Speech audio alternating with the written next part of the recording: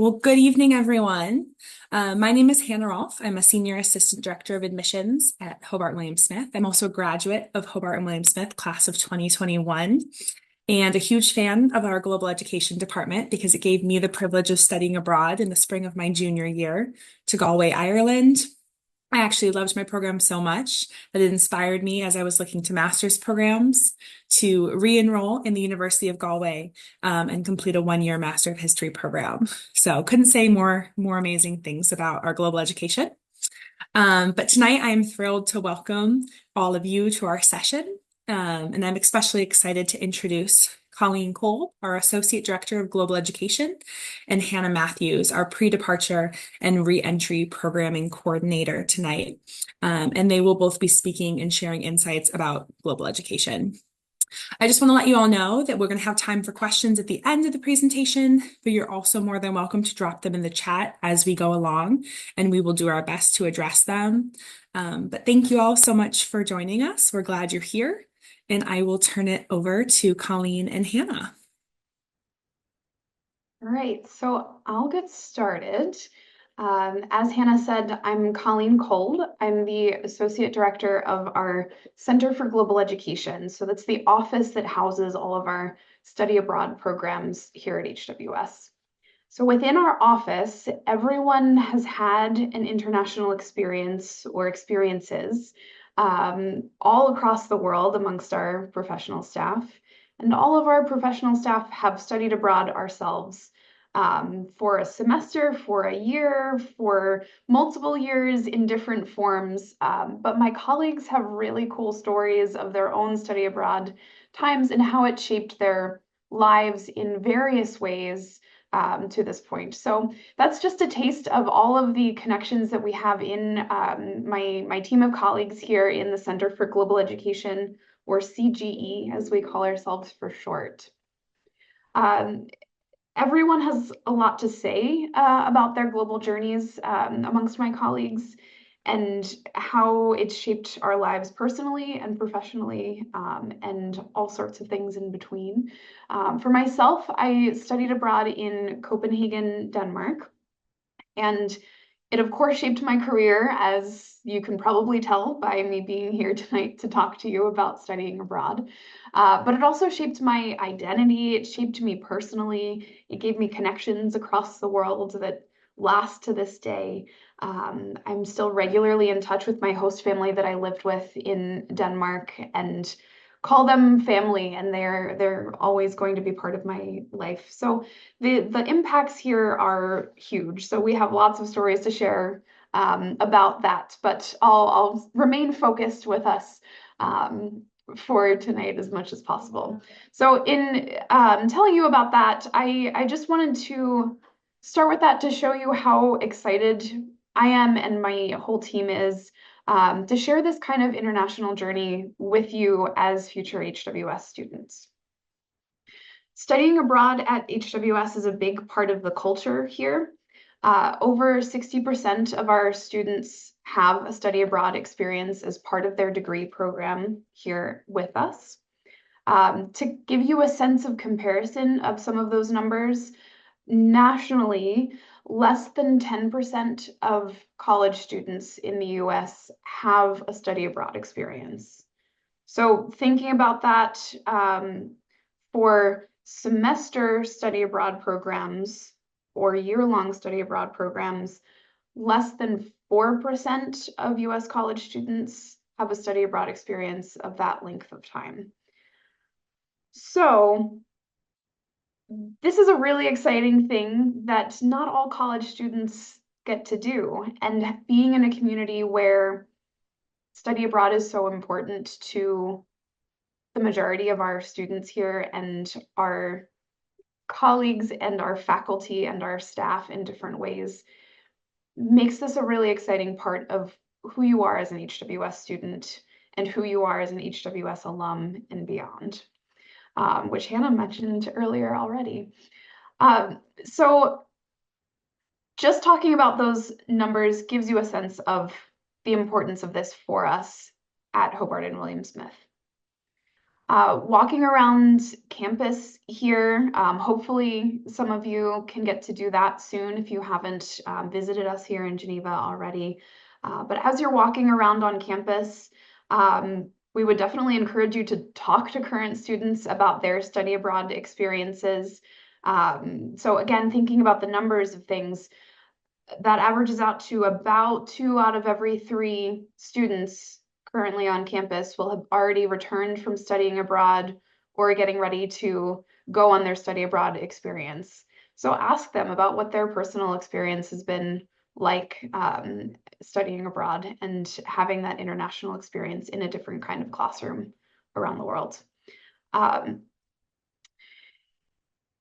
the other piece that I want to talk about is how HWS incorporates study abroad into the curriculum and into your experience as a student overall.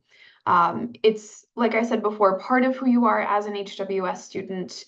Um, and we think about this whole experience holistically. So to get more into the details, I'm going to turn things over to Hannah. Great. Hi, everyone. To introduce myself, I'm Hannah Matthews, and I'm the pre-departure and reentry programming coordinator at the Center for Global Education. I studied abroad in college in Florence, Italy, and similarly to Hannah said earlier, that experience inspired me to also spend time in Italy during grad school. Um, at HWS, to continue off of what Colleen was saying, we have more than 50 programs in more than 30 countries when you look at our semester and short-term programming. We have programs for every single major and minor on campus. So no matter what you're thinking about studying during your time at HWS, we have a program that can give you credit towards that major or minor. Some students will go abroad specifically to get credit for their major or minor. Some students go abroad for a more holistic kind of curricular experience. There are lots and lots of options for you based on your academic interests or extracurricular interests, whether you're looking for an internship or service learning opportunity or teacher education placement. Even if you're looking for a specific availability of clubs or athletic teams. Those are all options that we have for students looking to go abroad.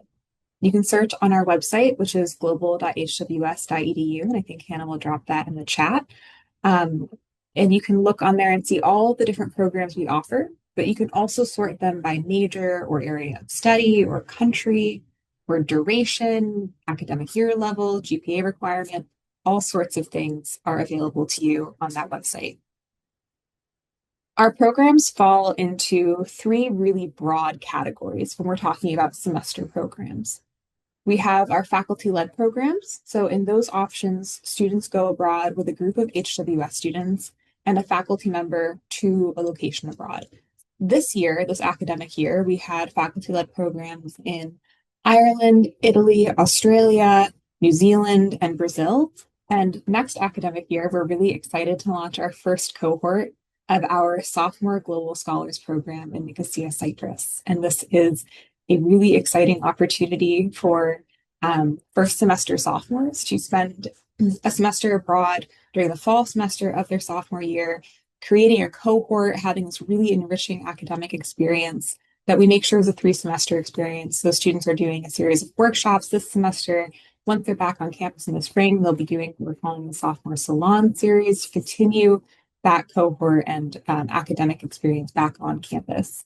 In that program, they're going with the faculty director. They'll also take 2 courses at the University of Nicosia, and they'll have the opportunity to do an internship or research placement on campus, again, during the first semester of their sophomore year. So we're really excited to be able to offer that to those students and hopefully to you as well when you're thinking about going abroad. Faculty-led programs are really great for a lot of our students, and they also offer a little more support, and you can go with a cohort of your peers. We offer programs that function differently than that as well. So we have, for example, direct exchange programs. And in those programs, you enroll as an international student at a university abroad for a semester. These programs serve a really wide variety of majors and minors and areas of study. Again, you can search for those on our website to get a full picture. These are programs that have typically a higher level of independence but there's still support on those campuses for students who are studying abroad. There's still office-like hours that will help support and connect students on those campuses. Our kind of third category of semester-long program are our partner programs. In those programs, students work with a provider abroad whose purpose is to help American college and university students study abroad, or more study abroad students more generally. You might take courses at a center in that location or at a local university with other study abroad students and international students and local students. It really just depends on the program. There's a lot of variation there. They all have a variety of housing options, from host families to residence halls to apartment style living. So make sure you do your research on our website, or once you're here, you can talk to us about what might be the best option for you. And what program works best for you really depends on what it is you're looking for. We'll help you find something that fits your experience and where your preferences lie, and find something that works for you and your curricular and your personal preferences, which are going to be different than those of other students in your major or your friend group, right? We'll really work with you to find what makes the most sense for you as an individual. And it's really important to us that you have opportunities to enhance your cultural learning while you're abroad. And we have a variety of programs that can help you do that. For example, we have 2 different grant opportunities that we abbreviate to SIFE and MEG, respectively. They're fairly similar in structure. The MEG grant is specifically for students who are doing our program in Maastricht in the Netherlands, but SIFE is available for a much wider variety of programs.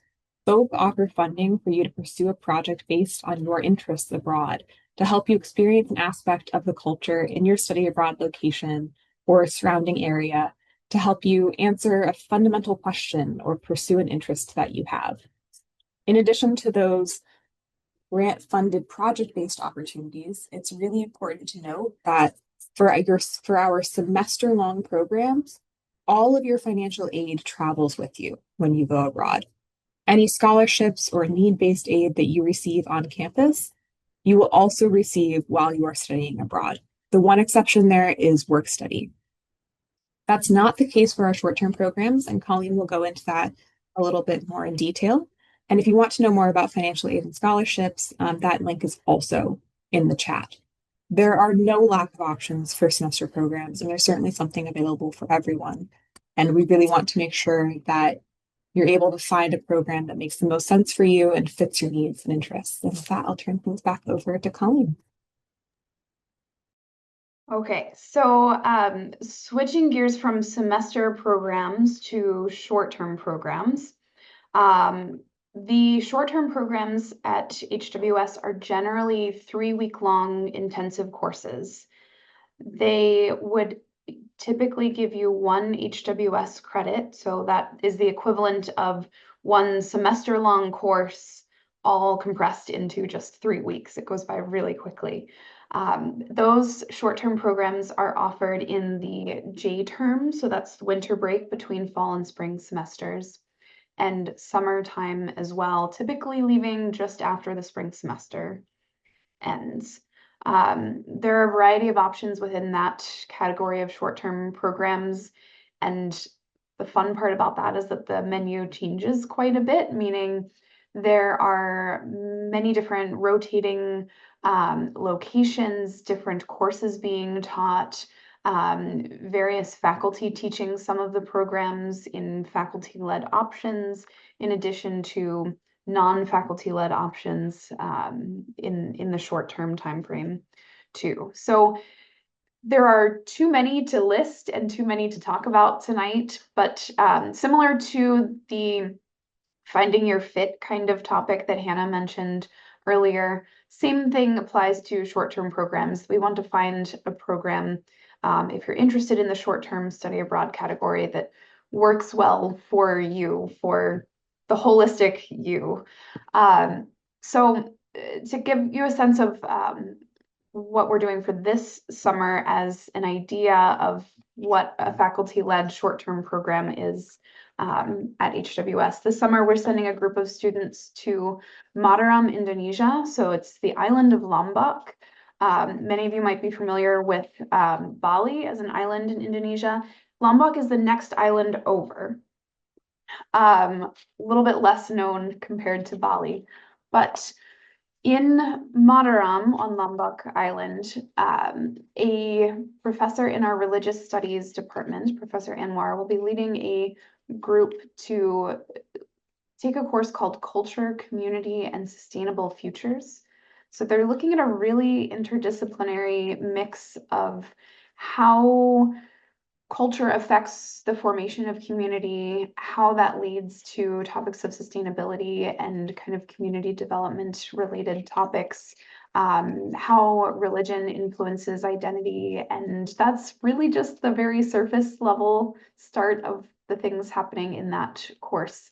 So that group leaves this May as just an example of the types of courses that could be offered. And like I said, those will change frequently. So what I just mentioned with the Mataram program may not ever happen again, might happen again as you're an HWS student, but the cool, innovative ideas in these courses are so exciting as they change over.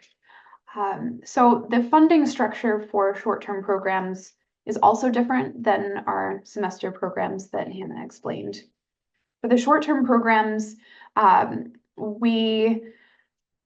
because they're outside of our academic calendar year, they don't follow that financial aid package kind of deal that Hannah described. So instead, there's a program fee for a short-term program. The really nice thing about short-term programs at HWS that sets us apart a bit is that we don't charge tuition for those short-term programs. Instead, there's a program fee that covers the costs of that experience abroad. We do that as a way of cost saving for families to try and make these short-term programs as affordable and accessible as possible to do them at the cost that it takes to run the program. There is a limited amount of need-based funding available for the short-term programs as well. But again, a different funding structure than our semester-long programs. So a little bit now about how and when to apply for study abroad opportunities. I hope that in hearing some of this, some of you are thinking about where can I study abroad myself and how do I make that happen? The general rule of thumb is that you would apply for a study abroad program about 1 year in advance of when you would be studying abroad. So to give you an example, if you are interested in applying for the Sophomore Global Scholars Program that Hannah mentioned in the fall semester of your sophomore year, you would actually apply for that towards the end, I believe, of the very first semester that you're on campus. For a student who might be interested in studying abroad in junior year, you would apply for that program in sophomore year. And the reason that timing is a little bit further apart from what you may hear at other schools is to give you the time to be intentional about your experience, to take any prerequisite courses that you might have, but also to really think critically about what the program is that you're doing, how you're going to get the most out of that experience. And I'm going to kind of put a pin in that because Hannah is going to come back to talk more about that intentionality piece a little bit later. So keep that in mind as you just think about the logistics of the 1 year in advance schedule for applying for programs.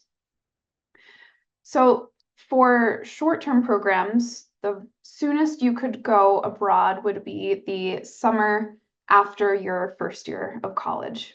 You would apply for those programs in the fall of your first year and participate in the program in the summer following that year. So the short-term programs have an application timeline that's a little bit shorter than 1 year in advance of when you would go. So it follows generally a similar pattern to our semester programs in the application cycle and timing. The takeaway of a lot of what I just said there is that you have a lot of options. You have also time to plan and figure out of all of the options that Hannah talked about and that I talked about, you're not alone in the process of figuring out what's going to work well for you and what type of program meets your needs.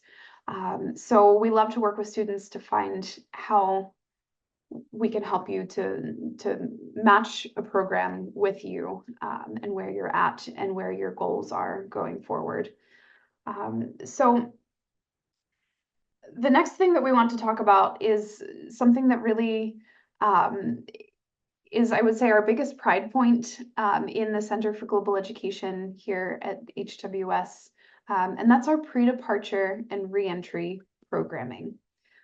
So you heard that at the very beginning in Hannah Matthews' title, and Hannah will talk more about it, but this is something that we're so proud of at HWS to offer the ability for students to have a holistic study abroad experience. So all of us in the CG staff could talk for so long about this because we think it is so cool and so important, but I will give Hannah the pleasure of giving you more details about what that means. Great. So, as Colleen mentioned, we want your study abroad to be a multi-semester experience. That's one of the reasons we have you apply so far in advance. That also means we continue that experience once you're back on campus. So, in the year before you go and you submit your application, we start working with you on preparing you for what your abroad experience will be like. In the semester before you go, we'll have a variety of programming opportunities to help you understand that experience and what you want to get out of it and where you want to direct your effort. We'll do pre-departure orientation, where you can learn more about what to expect, what your next steps are, health and safety information, things like that. We also do goal setting workshops where we use a SMART goal setting model to help you think about what your personal goals are for while you are abroad, what you want to accomplish, where you want to grow, and how to actually make that happen in the semester you're away. We also do student to student meetings where you can connect with students who have done your program and hear from them about what it's like to study abroad in that location, advice they have for you, kind of tips and tricks and insider information for your study abroad program. While you're abroad, we'll send you your goals and we'll also provide opportunities for you to share your experience with HWS students. We have a really active Instagram account. It's HWS Abroad on Instagram. We are always doing kind of feature photo Fridays and throwback Thursdays and fun things, but we also do takeover Tuesdays where a student who is currently abroad takes you along on a day in their life in their study abroad program. When you come back, we'll reach out to you a lot with opportunities to share your experience and continue reflecting on your experience. And there are a number of ways to do that. We have a great global ambassador program. I think Hannah was actually a global ambassador after her time in Galway. But those are students who volunteer to share their experience with students on campus in a number of ways, from coming and being at our events or holding drop-in hours or kind of mentoring students before they go. We also have students who work in our office who are really passionate about getting the word out about study abroad on campus and helping other students prepare for that experience. We published a journal called The Aleph, which is available both in print and also on our website. We're coming out with Aleph 19 this semester. We've been publishing this journal for more than 20 years, and it is all student writing and artwork and photography about their study abroad experience or their experience interacting with their cultures. I'd really recommend you take a look at it. There's a lot of really incredible work there, and it's a great way to understand what this experience is like and what some of that impact is. We have a photo contest every year where students submit photos they took abroad. And we have a panel of judges and prizes. We also host global cafes where students share an aspect of the culture they experienced abroad. We have one tomorrow where a student is going to be talking about Tunisian culture and art and dance and food and sharing that with our campus community. So we have a number of ways for students to get involved before they go abroad, once they're back on campus, and incorporate these experiences and growth into their lives on campus and their personal lives and their academics. And we do really look at it as a holistic experience. So we're really excited to see you on campus and help you get started on your own global journey. That's it for our presentation component, brief introduction to study abroad. So I think we can open it up to questions.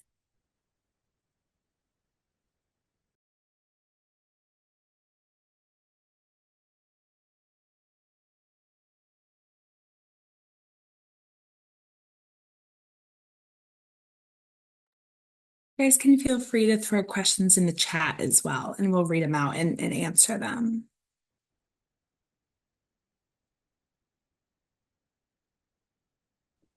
Hi.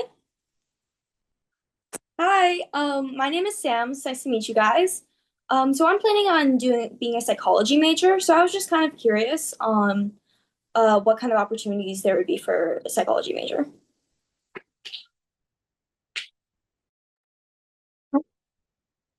We unmuted at the same time. We have a number of opportunities available for psychology majors. If any of you have questions about particular majors, my main piece of advice there would be to go on our website on the global.hws.edu site. And on there, you can click kind of start your search here. And under advanced search, you can actually pull up all of the programs that we have to offer courses in psychology and then really get a sense for what that looks like. So that'd be my main starting point to see what's out there. In addition to what you study, other things we consider or for you to consider are the kind of program you're looking at, whether you're looking at a faculty-led program or direct exchange or partner program, where in the world you might want to go and where in the world you might not even know you want to go yet. There are so many options out there, whether you're looking for internships or service learning placements, all of those things factor in for what program might be a good fit for you. So pulling up that list is a good starting point, and then looking around to see what those programs are actually like and what those cities are like. Yeah, that was a great answer from Hannah. And I think just some of you might have picked up on the fact that Hannah didn't mention a specific program that is the program for psychology majors. And I just wanted to comment that that is intentional in how we go about this process at this stage of things for you, because you are more than I think I'm going to be a psychology major right at this moment. And our advising process and philosophy in doing this kind of program matching is referring to all of those other aspects that Hannah was just mentioning. And so we didn't mention specific programs because it's more than just, oh, psychology is equal to fill in the blank program. So I just wanted to explain that and contextualize that answer a little bit further. There's some questions in the chat that I'm seeing, and maybe I'll start with talking a little bit about internships, and Hannah and I can bounce around in answering that question. So a couple aspects there. There are internship opportunities built into some of our semester programs that in some cases are required as part of that program, that are credit-bearing internships where you are working with a particular organization through a facilitated internship for academic credit. There are other semester programs where you can opt into an internship, again, credit-bearing as part of that semester-long study abroad experience, and other forms of experiential learning for credit and not for credit, depending on what you're looking for. So all options within these semester-long study abroad programs. There are also other opportunities that we offer in conjunction with the Career Services Office here for global internships during the summer timeframe as another opportunity for that type of work-related global experience with your time with us. I think, go ahead, Hannah. I'm also seeing a question about language courses. And I've got another question about language immersion programs. So to talk about that a little bit, the answer is that it depends on the program, as is the case with most of these questions. In the majority of our locations, we'll be taking courses in English. That's not true in all locations or for all programs, but for most of them, that would be the case. There are some programs where you will need to take a language prereq. That could be 1 semester of that language. So to go to Rome, for example, you need 1 semester of Italian for that program. To do the program in Aix-en-Provence, you need 1 semester of French, unless you're doing their honors program, which is taught in French. In that case, you need 4 semesters of French. To do our program in Chile, you need 4 semesters of college level Spanish. So there's some variation between programs. And we do have some programs where it is language immersion, but for most of our programs, they're taught in English, even if that isn't the primary language of the host country. But on our website too, you can see what the language prerequisites are for each program on each of the brochure pages. I think we had someone raising their Oh hand. yeah, that was me. Sorry. I'm on Zoom meetings all day that I raised my hands at work, so I just raised one here. Quick question. So my daughter was admitted as a MELI scholar for next year, and on the list of things that will be available to her as a MELI scholar was a guaranteed study abroad. Is that different than just the regular study abroad program? Not different. That would be incorporated into our office's offerings. So it's all of the same things that we're talking about tonight. Okay. So specifics for MELI scholars really align with everything that we were just talking about tonight, with meeting eligibility criteria for the particular programs that your student would be applying to. So still maintaining those eligibility markers and the application process that all students would go through. And the information that we mentioned is, like I said, still relevant for MELI scholars. Okay, thank you. Question. I also saw a question about medical insurance and how that works abroad. I'll answer that somewhat briefly to try and give the concise version that is simplest to understand here. But if you have more individual questions about that, we can also take that afterwards or individually. All of our students in study abroad programs have insurance coverage through our provider, which is called CISI. That's an insurance company that has a very comprehensive package for medical insurance, but also evacuation insurance, and for lots of scary things that we hope will never happen to anyone on any of our programs. But in worst case scenario, there is coverage for those scary things. There is a plan that all of our students are registered for. We register your student into that plan as part of their experience, as part of what we do to get them ready to go abroad. And then if you are a student who needs to go to a clinic while you're abroad, for example, you have that coverage to be able to do that. There's no deductible on that insurance, which is really nice to be able to not have to think about the cost of medical care when you are in a different country navigating a different system. So it is a reimbursement-based plan, but zero deductible. So your out of pocket at the end of the day is very manageable in that case. So lots more in-depth answers to that if you have specific questions, but trying to keep that somewhat concise. I didn't do a great job of being concise there. Hannah, do you want to pull a question from the chat? Yeah, I think we had a great question about connecting with host families prior to travel and what that kind of relationship building looks like.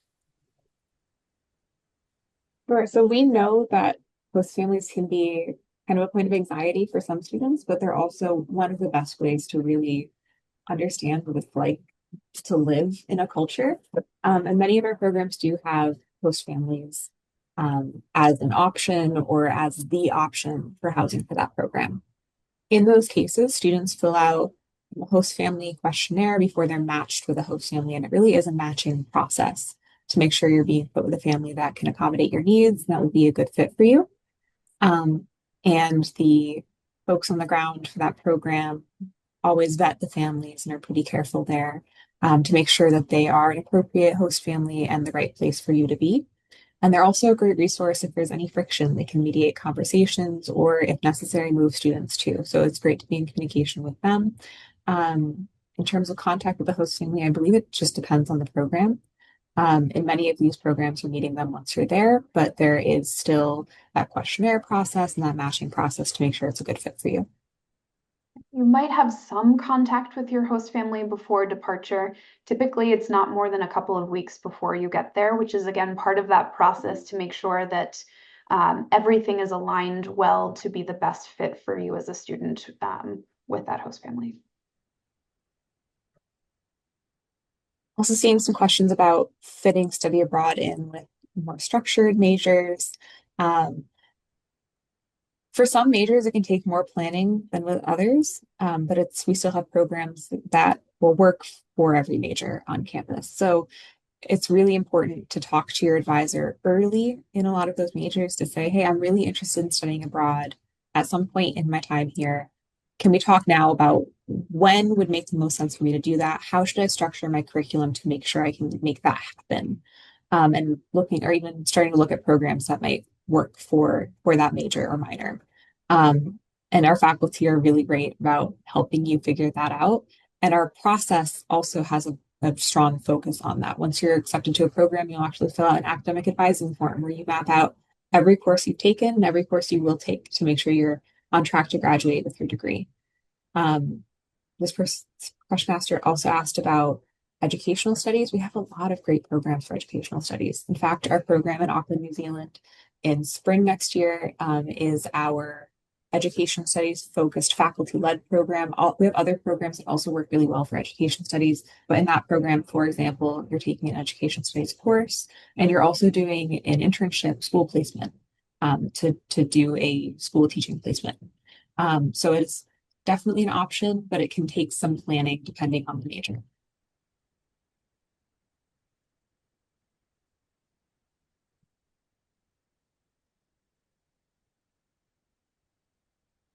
I think you kind of addressed it, but there was a great question about kind of medical opportunities for practices in other countries or volunteering in hospitals.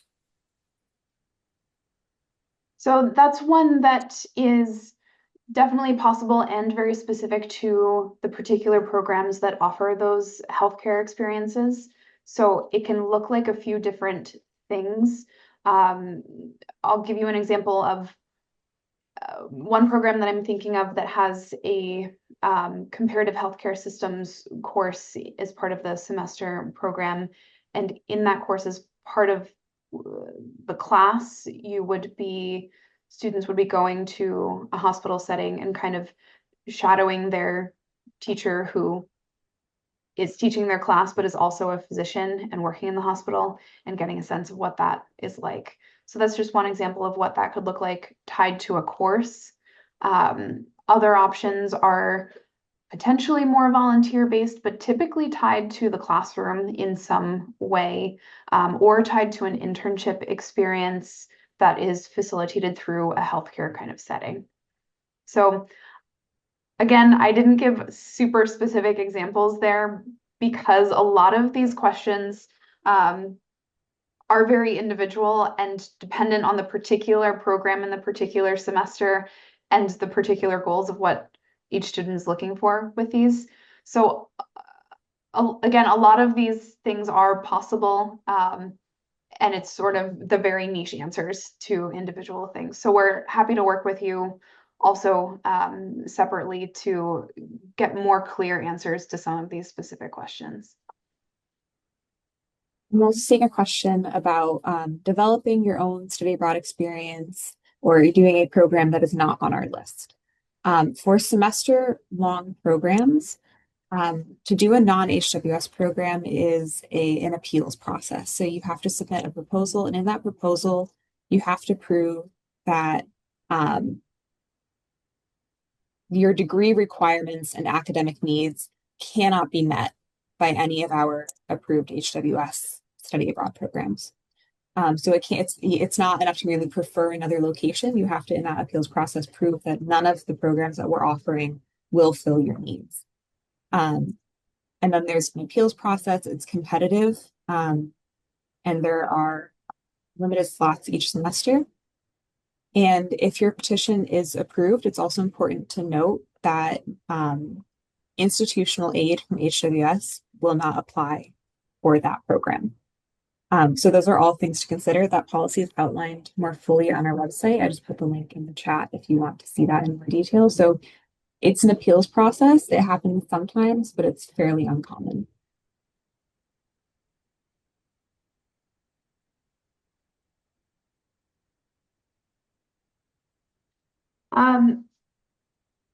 Another kind of consideration for housing, I've gotten a couple of questions related to housing and living abroad in different contexts with friends or family that you might have in different locations where we might have a program.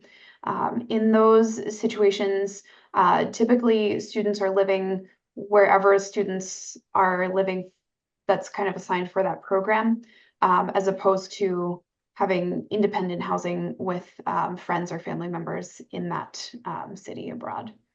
So typically, students are not able to do independent housing separate from anything organized through the HWS program.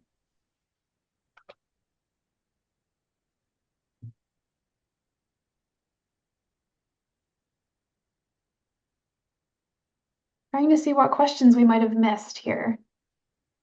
If you have any additional questions, feel free to ask those and unmute or add them into the chat here.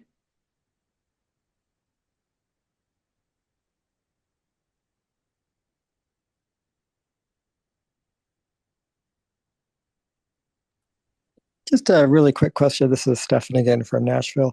When we come up to one of the admitted student days, will there be information about study abroad that we can kind of touch base with folks like you all, if you're going to be on campus, or information we can take away from our visit? We we do a really amazing, it's like a mini college fair, but we call it our expo and activities fair during the admitted student day. And global education will definitely be represented at one of the tables. So you'll be able to walk around and talk to every different academic program, a lot of our different offices across campus. So definitely a chance to stop by and chat with global education. Great, thank you. I know we'll have more questions between now and then, so it's nice to know that we can ask in person. There's a question about doing more than one study abroad program, which is a great question. We get that one a lot. So at HWS, we want every student who is qualified to do a program to have that opportunity, which means that if you have already done a semester-long program, you're welcome to apply for another semester-long program, but you'll be a lower priority on the list than students who have not yet done a semester-long program. It's a little bit different for our short-term programs, so I can let Colleen explain that in more detail. Yeah, so no limit on the number of short-term programs that students can participate in, and doing a summer or a J-term program does not count against a student who's applying for a semester-long program. So they're considered separately. Students are welcome to do as many short-term programs as they wish that they're qualified for, and then the semester model is counted separately. Also a question about study abroad programs on ships/boats. An important exception to the non-HWS program policy is that some non-HWS programs are not eligible for consideration for transfer credit. And those include semester at sea, sea semester, and semester. So those programs are not eligible for credit at HWS.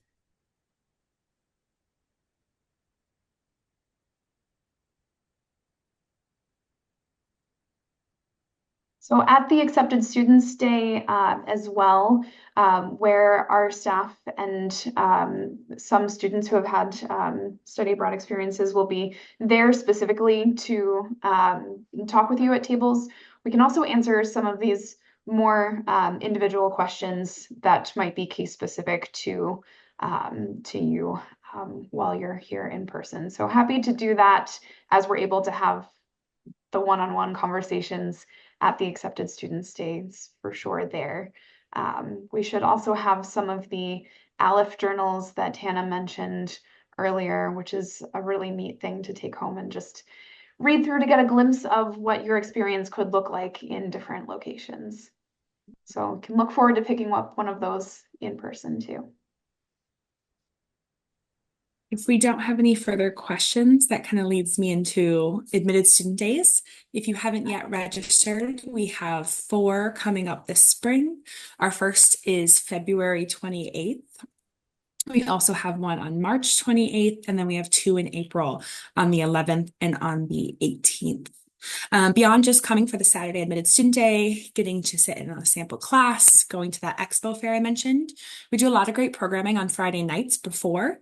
We offer a welcome at the president's house. So our president, Mark Guerin, and his wife, Mary, open their home to all admitted students and their families from 5 p.m. to 6:30. And then following that from 6:30 until around 8:30, 8:45, we have a student to student only event in our cellar pub on campus. It's called Friday Night Live. There will be games, there will be food, there'll be ice cream sundae bar.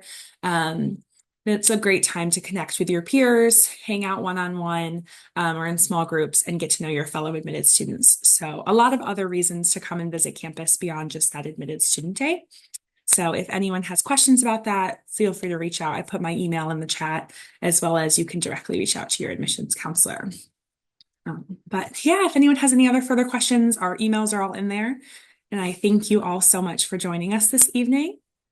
And I will give you your evening back. So thank you all so much. Thank you. Appreciate it.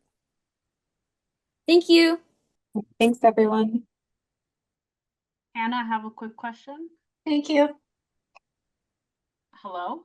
Which Hannah? Rolf. Yes, go ahead. Or actually Matthews, it doesn't matter. Do Okay. the students have a separate internal like school website that they can decipher all the information that you sent to us that's available on the website?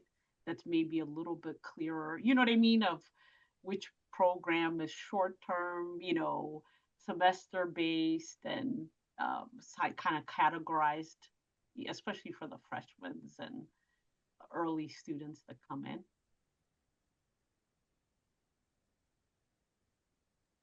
Yeah, so you asked each kind of program broken down into, you know, what majors it might be great with and Correct. Like, and even like time frame, like short term versus semester based, you know, ones that require language versus, you know. So on our website, which is global.hws.edu, the one I just put in there, if you click on there and then go to start the search for your program by clicking here, under advanced search, you can sort by all of that. So you can pull up spring programs or fall programs. You can sort by academic focus and see programs that fill particular academic needs. You can see what language prereqs they may need. Once you click into the individual program, there's a section right at the top, like a chart that maps out the academic focuses available on that program, exactly what the prerequisites are, whether or not it has internships, all of that information. Great, thank you. Yeah, because I mean, for us adults, it's okay, but I can imagine how, as exciting as it is, that it could be a little data intensive for. Yes, it's a lot of also information for sure, and I we really appreciate will come to classes to talk with students and have the opportunity in first year seminar classes, especially to talk through some of this information. It's a lot to think about. We gave a lot of information tonight, and it's kind of overwhelming to get dumped all at once on someone. So just know that this is not the only opportunity that that new students will have to learn about our program offerings and how to go about the process. We also do a big info session every semester, and then we also have study abroad 101 sessions that we're in the midst of right now. We have them almost every day before our application deadline that are hour-long sessions about how to start thinking about what program might be right for you, how to navigate the website, how to search for programs and find courses, all of that in kind of small group advising sessions. Thank you. Good night, everyone. Thank you so much.